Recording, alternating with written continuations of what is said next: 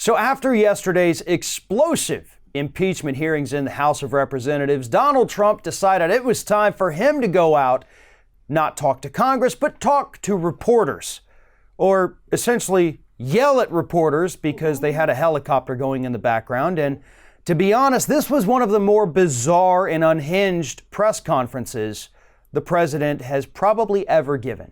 And here it is. And now, here's my response that he just gave. Ready? You have the cameras rolling? I want nothing. That's what I want from Ukraine. That's what I said. I want nothing. I said it twice.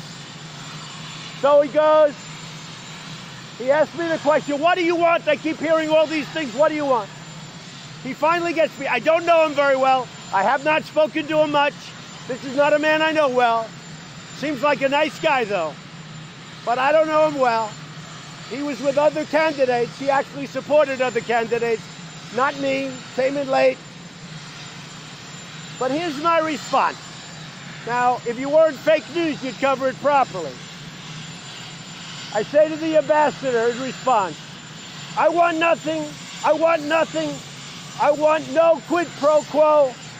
Tell Zelensky, President Zelensky, to do the right thing. So here's my answer. I want nothing.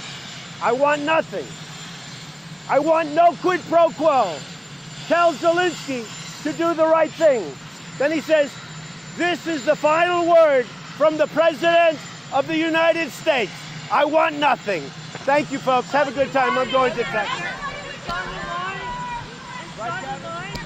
So I love the fact that he comes out there and essentially starts the whole thing like it's a wrestling promo. Like, everybody gather around. You got those cameras rolling, because here we go. And then he proceeds to read his gigantic notes that he has written. I want nothing. I want nothing. I want no quid pro quo. Did you really have to remind yourself to say that? Like, you couldn't remember that off the top of your head, that you didn't do the crime? You had to actually write it down so you didn't forget to say, oh, by the way, I didn't do the crime. And let's also not forget, as we have discussed, as others have discussed, as Gordon Sondland discussed in his testimony, Trump did say those things to him. But he said those things to Sondland after the whistleblower complaint came to light. So after he got busted, then he comes and says, no, I'm sorry, I didn't want you to do crimes. Whoops, slip of the tongue, I guess. But Trump looked frantic, he looked angry, and he also looked terrified in that press conference yesterday, which is why at the end of it, he tried to distance himself from Gordon Sondland. I don't really know this guy. I mean, who is he really? Who are any of us? He seems nice, but I don't know him.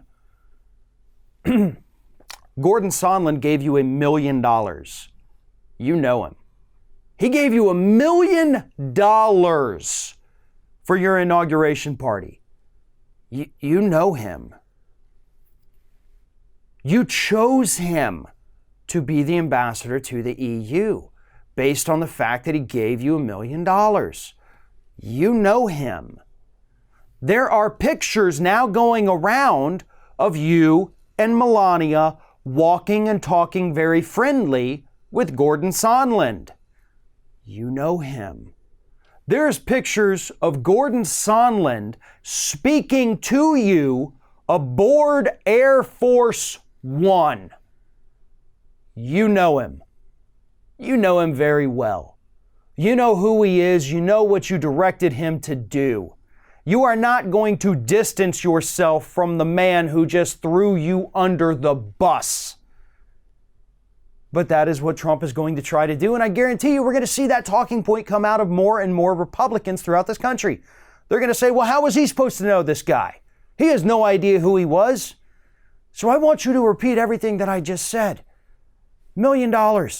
Photographic evidence. And of course, Donald Trump personally picked him to be the ambassador. You don't just pick a random stranger to be the ambassador to the European Union. You don't just walk on the street and say, hey, you, what's your name? Cool. Get your passport. You're going to Europe. You're ambassador now. That's not how this works.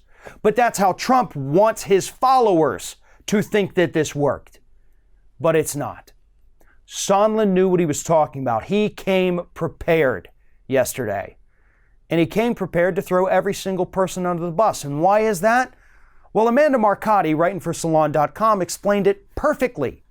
Sondland is just your typical average super wealthy Republican bumbling idiot.